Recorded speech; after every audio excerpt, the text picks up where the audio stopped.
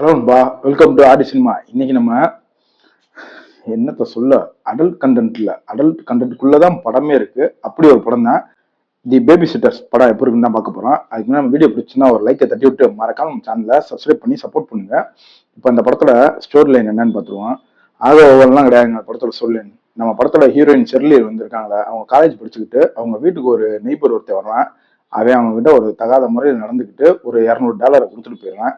இப்படியே அவன் 2 3 தடவை வரும்போது இதே அவ பழக்கப்பட்டுக்கிட்டு அவன் ஃப்ரெண்டுக்கு ஒரு ஆள் இந்த மணி தேவைப்படுது அப்படின்னு சொல்லும்போது அவ ஃப்ரெண்டை ஒரு சேர்த்துக்கிறான். சேர்த்துக்கிட்டு தி பேபி சிட்டர்னு சொல்லிட்டு குழந்தைங்களை பார்த்துக்கிற மணிக்கு இவங்க வந்து நைட்டு வந்து பலான வேலையில பார்த்துக்கிட்டாங்க. இப்படி சேரும் போது ஒரு 4 பேரா சேர்ந்துறாங்க. அப்படி 4 பேர் சேர்ந்ததுல ஒரு பொண்ணு மட்டும் தனியா அதை சுயமா பண்ணணும் அப்படின்னு வச்சு யோசிக்கும் போது இந்த கதையில என்னதான் நடந்துச்சு அப்படின்றத மீதி. இப்போ இந்த படத்துல தமிழ் டப்பிங் ரொம்ப நீட்டா அருமையாவே பண்ணியிருந்தாங்க.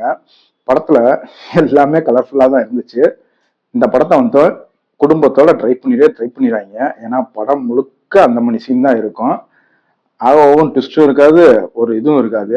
ஏன்னா இது த்ரில்லர் படம் மாதிரி அப்படி இப்படின்ட்டுலாம் நெட்ல போட்டுருந்துச்சு. ஆனா நீங்க நினைச்சு பார்த்த எதுவுமே இந்த படத்துல இருக்காது. படம் ஃபுல்லாவே அடல்ட் கண்டென்ட் தான் இருக்கும். இந்த படத்தை ஃபேமிலியோட பார்த்தா செருப்படி நிச்சயம்.